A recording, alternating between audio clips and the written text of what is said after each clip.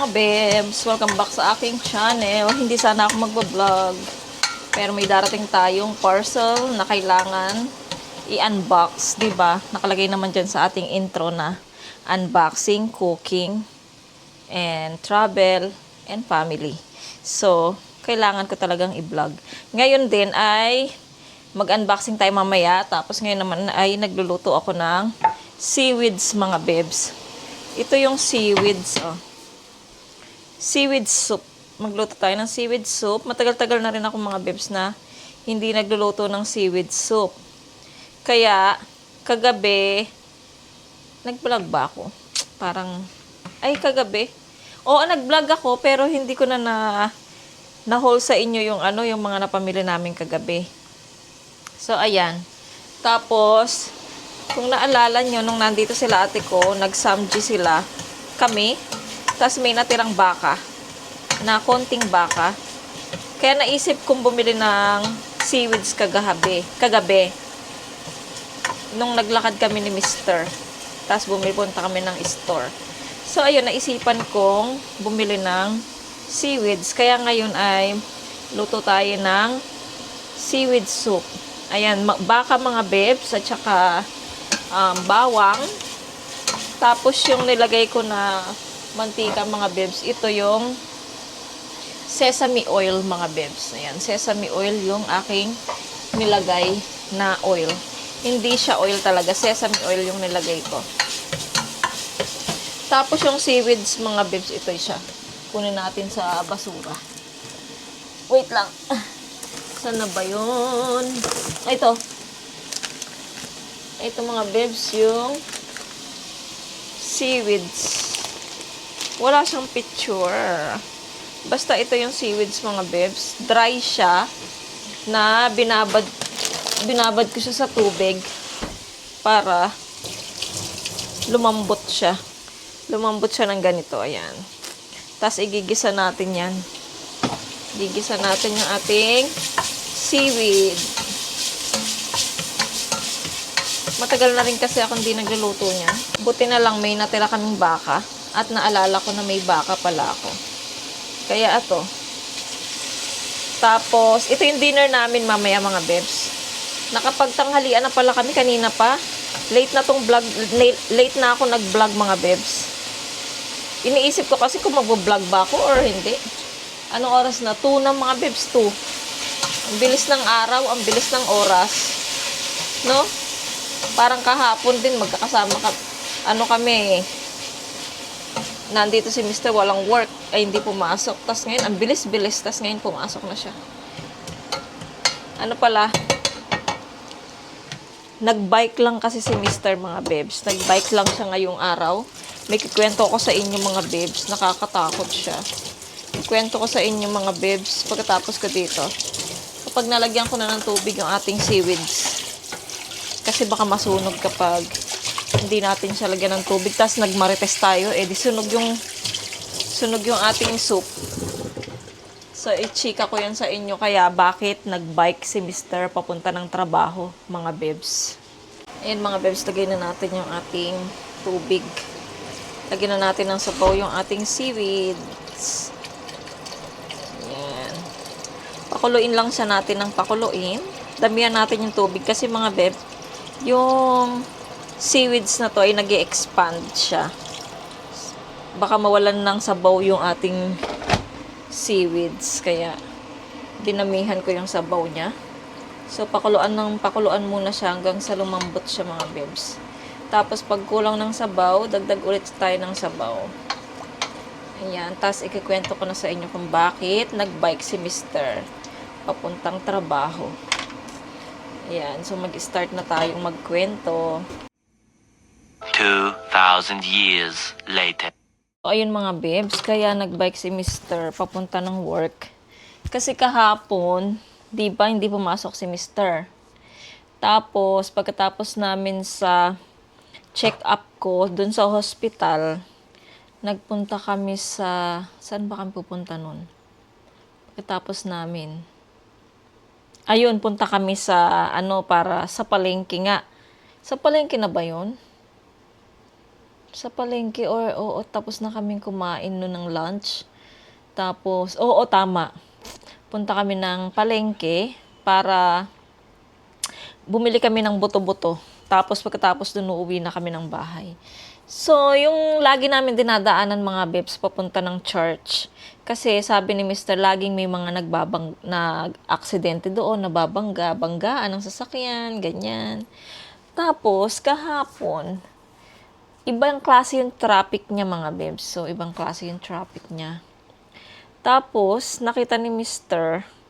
merong truck na naka-stop. Tapos, merong motor na nakahiga na yung motor. Tapos, yung helmet niya nakalayo na doon sa motor.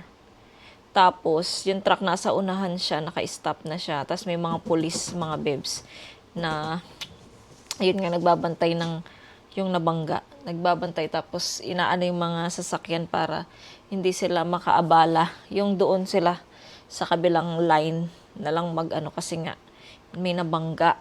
Tapos yun, sabi ni Mr. ay, merong nabangga, ganyan, no? Tapos, ako naman, hindi ko na nabid yung mga bebs kasi nga, ayun, so ako naman, ay, asaan? Tapos, talaga akong, kasi mahina yung drive ng mga, kasi nga traffic, di ba? So, mahina. So, ayun, nakita ko yung, mga bebs, yung tricycle, yung nagmamaneho ng truck, kinakausap nung pulis, tapos para siyang nanginginig siya sa takot, ganun. Tapos kita ko siya lalaki, syempre. Nanginginig siya sa takot. Tapos, yung nakamotor, hindi ko nakita. Tapos, nung napatingin ako sa, sa daanan, andoon siya mga bibs, nakatakip na siya ng puting kumot. So, ibig sabihin, namatay yung nagmumotor. Tapos, pinakatignan ko pa din siya mga bibs. Tapos, kita ko yung paa niya, hindi nakatakip yung paa niya, pero yung ulo hanggang dito. Yung ulo hanggang dito, mga bibs, nakatakip. Tapos, nakita ko yung pasensya ng mga bibs sa kumakain ng mga bibs. hanggang ngayon mga bibs, hindi ako makamove on. Laging, pagpikit ko, yun yung nakikita ko. Nakita ko yung utak niya, na siya sa ay, Diyos ko Lord God. Tapos may naalala ako mga babes, bigla akong naalala. Sabi ko natakot ako nung sumigaw. Ay, sabi ko ganun. Tapos sabi ko, naalala ko na may naalala na naman ako. Tapos sabi naman ni Mr. Wag mo nang isipin yun, wag mo nang tignan. Sabi ganun, kasi alam niya na yung kinento ko sa kanya noon yung about sa aking kuya, na nabangga din siya. Na ganun, sa tricycle din. Hindi talaga ako makamove on mga babes, na sobrang nagpa-flash pa rin sa akin yung yung nangyari doon sa kuya ko, na matagal na rin naman, na ilang taon na din siya mga babes. Tas nung nakita ko yung ganyan about sa motor, ayun, tas bangga, tas ayun nga yung nangyari, katulad din sa kuya ko, naalala ko. Tapos sabi ko kay Mr. kasi nga 'di ba nagmumotor siya papuntang work, papuntang pauwi, ganun. Sabi ko sa kanya, mahal, sabi ko, huwag ka nang magmotor. Sabi ko, yung parang natakot na ako sa motor. Sabi ko, huwag ka nang magmotor, please. Sabi ko, mag-bike ka na lang papunta ng work, o kaya yung coaching block na lang yung gamitin mo, sabi ko sa kanya. Tapos, ayun, sabi din ni Mr. Yun din, natakot din siya. Kaya sinubukan niyang mag-bike ngayon mga bebs, pero tumawag siya kanina. Sabi niya, mahirap din daw mag-bike. Kasi nga, late na rin siyang, dapat maaga siya magising dito magising, tas aalis siya. So, nakarating siya doon, 1 hour daw yung binike niya. So, 1 oras, ang layo naman, 1 oras, hindi siguro 1 hour, kasi maraming Imelda Vila Fuerte. Ako, tumatawag yung nanay ko, nagbablog ako, wait lang. Ayun nga, so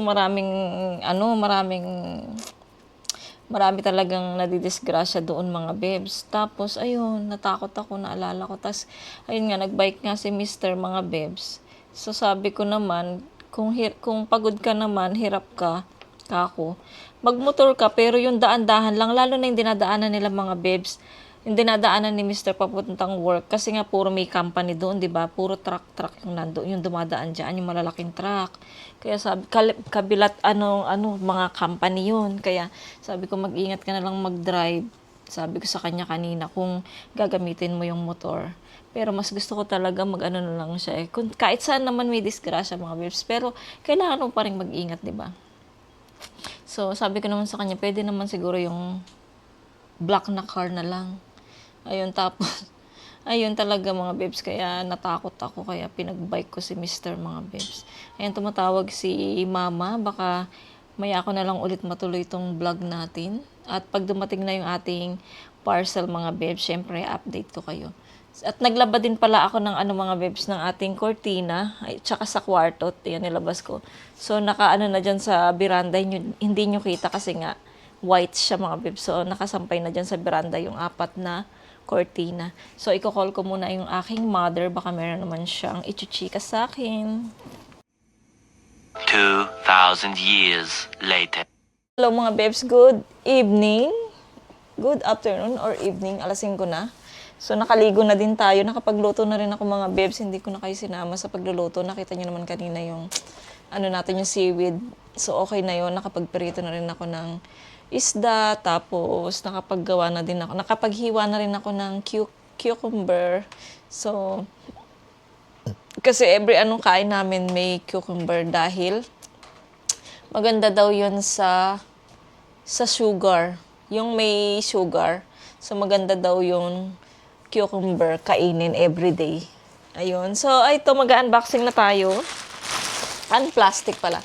Dumating na yung dalawa nating parcel. Unahin natin itong isa. Parang ang laki nito mga besh. Wait lang. Ay, ang laki nga nito. Ayan. Kailangan ko to mga babes kasi makakalimutin ako. Nakita ko lang to sa isang vlogger kasi makakalimutin din siya. Kaya meron siya nito. Sa akin, medyo malaki yun sa akin. Ay, ang ganda. Ay, lalagyan siya ng mga gamot mga babes. So, when is Tuesday? Ba't ganyan dapat Monday, Tuesday? Dapat ganon, no? Teka lang mga babes. So, ayan mga babes, meron tayong mga lalagyan ng ng mga gamot. Gaya nung aking pang-cholesterol, tapos yung woman's vitamins ko ba? Aray, parang may umaano dito ko. Oh. Tapos, 3 siya mga babes. Meron siyang morning, tapos lunch, and then evening. Ayan, meron tayong ganito. So, yung evening, ilalagay ko yung ating cholesterol kasi gabi ako nagiinom. Tapos, yung lunch naman, yung woman's vitamins. Tapos, yung isa din na binili din sa akin ni Mr. Yung parang, din siya, vitamins din siya. But ito ayaw ayun. So, ayun mga babe. So, Monday, Tuesday, Wednesday, Thursday, Friday, Saturday, Sunday. Ayan. At least, hindi ko makakalimutan. Kapag may laman siya, kunyari, yung Monday, tapos yung afternoon, kapag may laman pa siya, it means hindi ako nakainom ng lunch, mga babes. Ayan. Ay, meron na akong ganito. Mamaya, mga babes, ilalagay ko yung mga gamot ko dito para meron tayong hindi tayo makakalimutin. Tapos, yung pangalawa naman nating parcel, mga babes. Sa kupang to ni Mr., nag-send lang ako sa kanyang bangko ng pambayad ko dito. Para sa kupang niya doon ako bibili. Ay, sana maganda to. Gaya nung nabili ko sa kupang din, maganda. Ay, ganyan pala. Oo pala.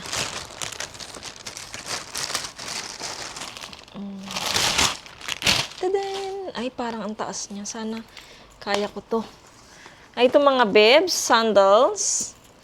Kasi nga, sa dress ko mga babes na sinusuot, wala akong sinusuot na sandals. Kaya, sabi ko parang pinag-iisipan ko talagang bumili ng sandals.